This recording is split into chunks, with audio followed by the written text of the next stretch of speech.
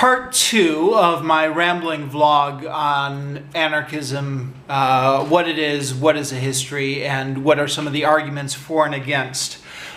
When the video cut out at part 1, I was just talking about anarchists' place in the socialist tradition. Now, excuse me. Again, this can confuse some people. I guess maybe the first thing to clear up is that socialism was not created by Marx. I know that's the way they often teach it in schools, but that's not true. Even kind of disregarding, like, you know, like the ancient socialist forerunners, socialism is like a modern political movement. By the way, I'm going to be using modern in the way historians use it, which means after the French Revolution. As a modern political movement kind of began a generation before Marx in the 1920s. By the time Marx came around in the 1840s, there was a number of socialist thinkers. And so socialism developed as kind of anarchism developed as a strand of the socialist movement, which was maybe kind of opposed to Marxism, but they both kind of came out of the same tradition. Now, socialism and capitalism are very misunderstood nowadays, or the words get kind of used and abused so much that it's kind of very hard to tell what we're even talking about. So I'm going to go back and kind of redefine the terms. Often people will say, like, you know, like higher taxes is socialism. Or, you know, like Obamacare is socialism, or food stamps are socialism. And none of that is really socialism. Those are elements of a welfare state, but the economy is still capitalist. So you could have the government providing kind of services or elements of welfare for the citizens, but still be under a capitalist economy. Actually, capitalism as well is often misunderstood, so I'm going to have to go back and talk about capitalism. People often think that capitalism is like the buying and selling of goods. So, you know, like there's a shoemaker, he makes a bunch of shoes, he sells them and he gets money, that's capitalism. But that's not really capitalism. You may have noticed, this always used to confuse me as a kid, maybe it confused you as well. Occasionally history textbooks will say capitalism emerged in the 18th century. And I always think, well, wait, if capitalism emerged in the 18th century, what were people doing before then? Didn't people like buy and sell stuff before the 18th century? And in fact, people did buy and sell stuff before the 18th century, but that's not what historians refer to as capitalism. That would be mercantilism, you know, the idea of merchants buying and selling stuff.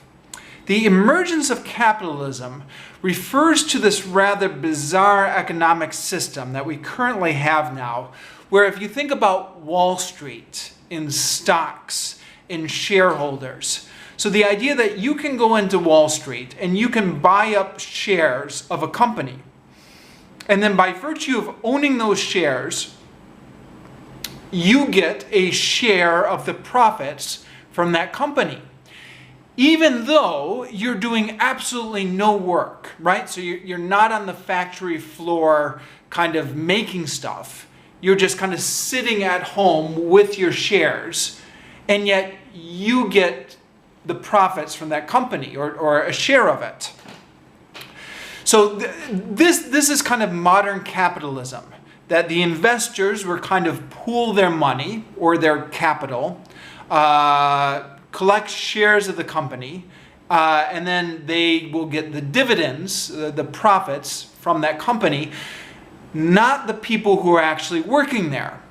And the workers, under this definition, it should be obvious that they're not being paid the full value of their labor. If they were being paid the full value of their labor, then there would be no profit for the investors. So the investors get the profits, and then the workers are just kind of paid whatever the bare minimum is to kind of keep them working without giving them the full profits of their labor. So that's modern capitalism. Modern socialism, since the 1840s, the definition of socialism has been that the workers control the means of production.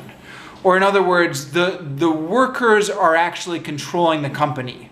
So it's not the CEO, it's not the shareholders. The workers themselves are actually directly controlling it and getting the profits from it. So hopefully with this, maybe, it should be obvious why anarchism can fit nicely within the socialist tradition. Because anarchism is all about getting rid of hierarchies.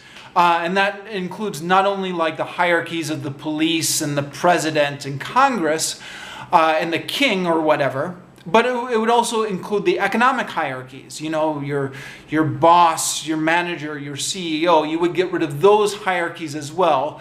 And the workers would directly control either the factories or, you know, like whatever the corporation is, you know, like AT&T or Verizon or Starbucks. It doesn't have to be like you're working on a factory floor.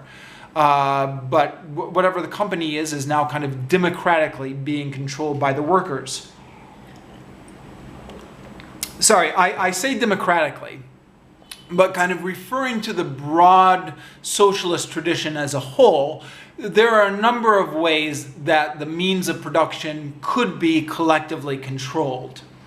Now, at kind of one end of the extreme, you'd have like the Stalinists or the Maoists or whatever, like the statist form of socialism, where the state has taken over the means of production, and they're doing it nominally for the workers, but kind of all the power is within the state, and this should be fairly obvious that this is the form of socialism which anarchist is not.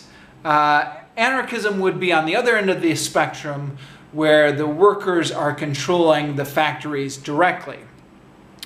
But I've kind of posited this as two extremes. There's kind of a middle ground here where it gets a bit more murky as terms of like what is democratic socialism and what is kind of anarchism. And here's where maybe the boundaries are a little bit open to debate. So there are forms of democratic socialism which are decentralized, which emphasize kind of the workers control the factories within some sort of a democratic framework.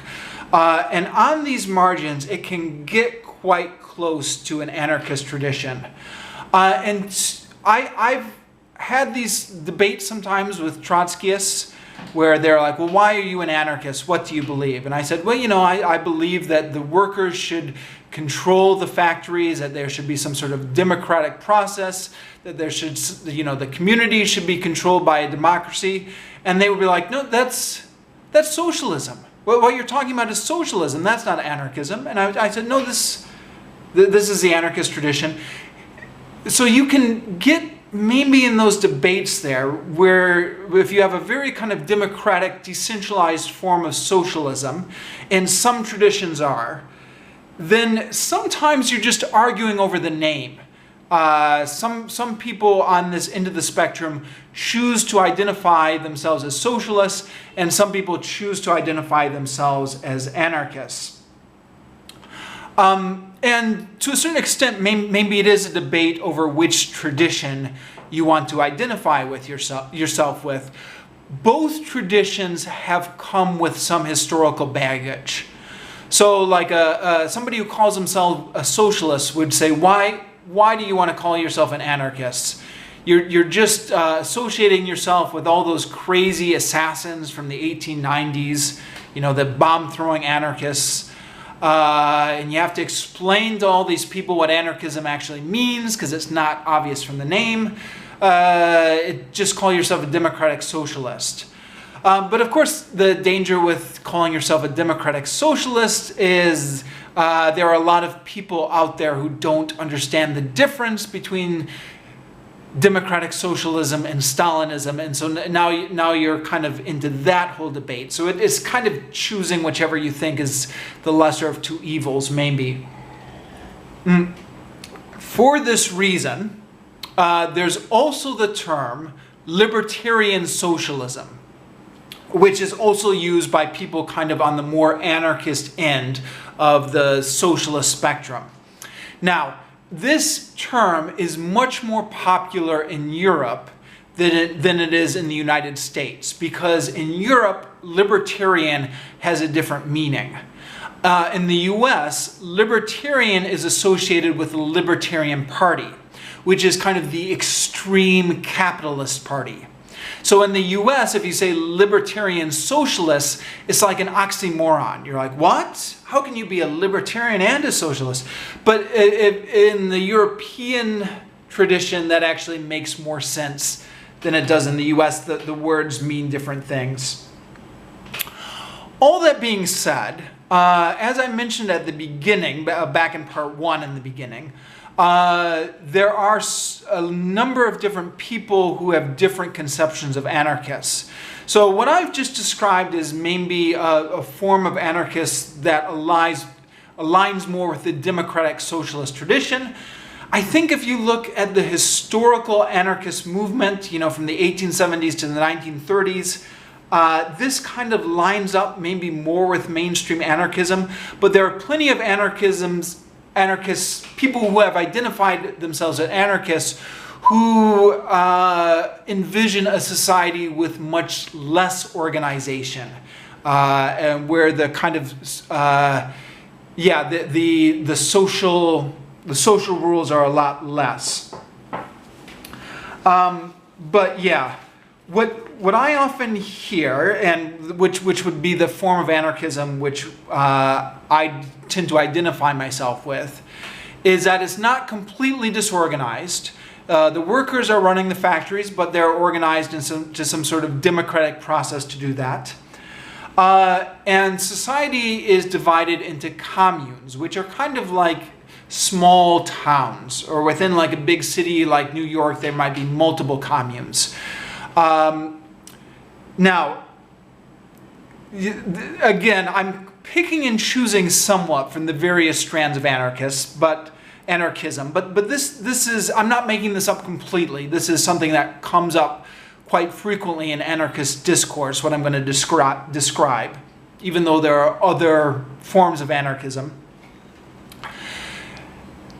It would either be in sort of a direct democracy where, everybody votes directly on the rules or on the policy, or it would be in some sort of representative democracy, but what frequently gets emphasized among anarchists is that you can recall the representatives at any point.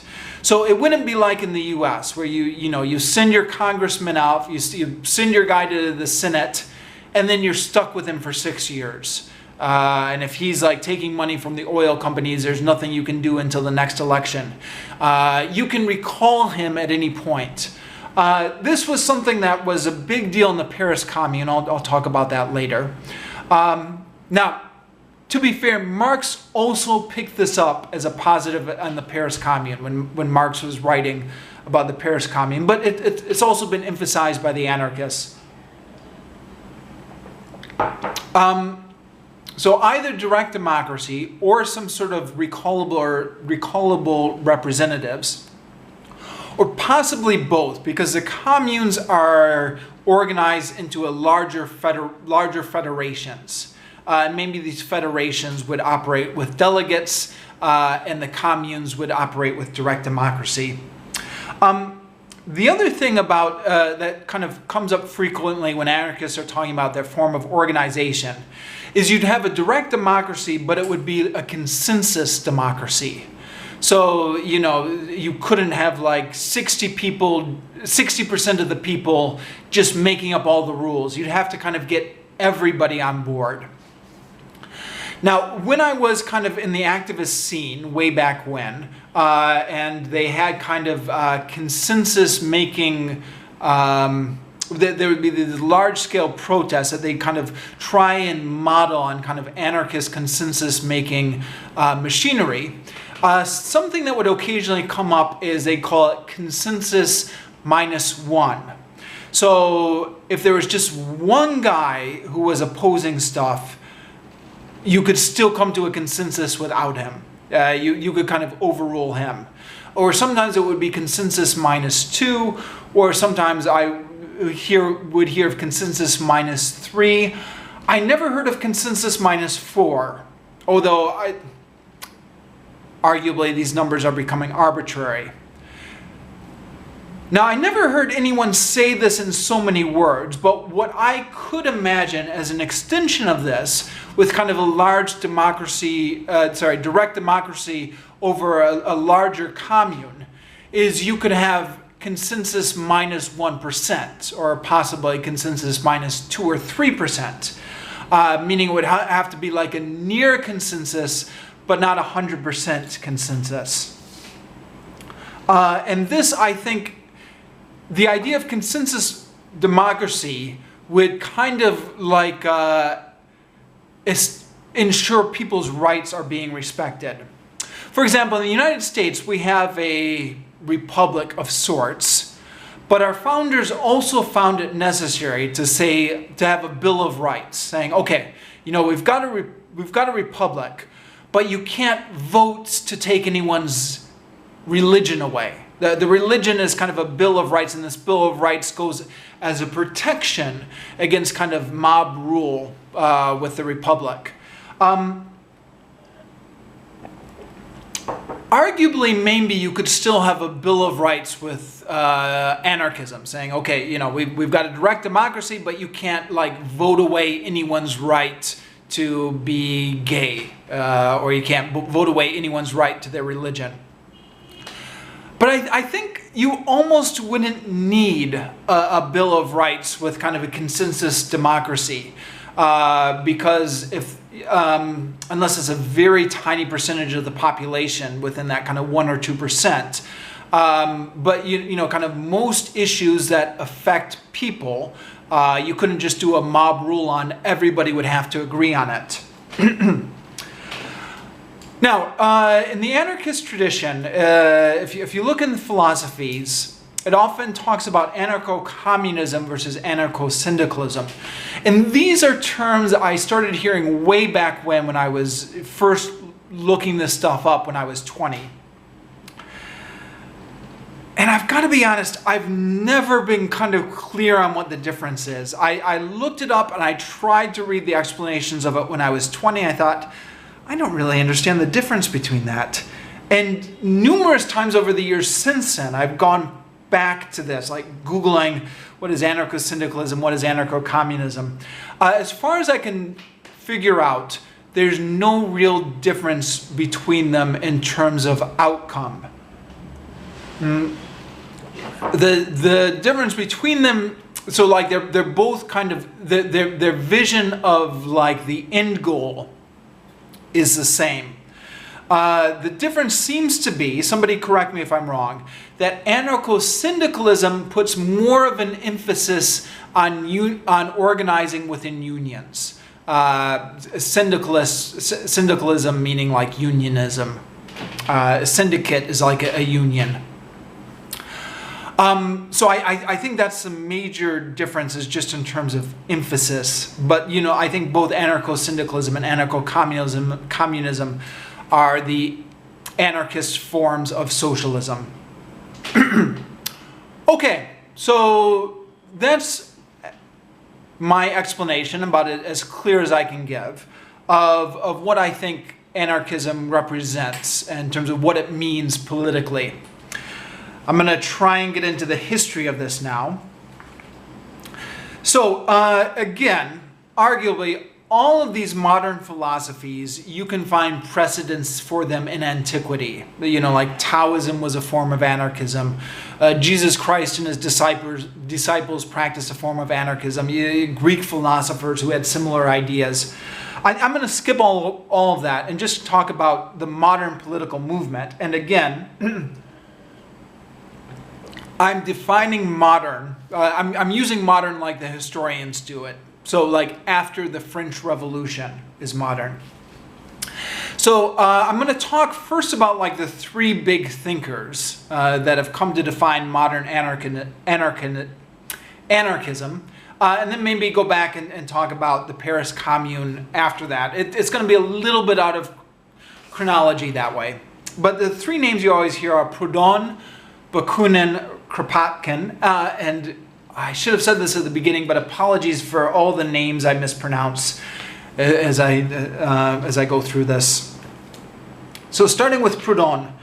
Proudhon was the first person to identify himself as an anarchist. He had kind of like this famous dialogue where he said,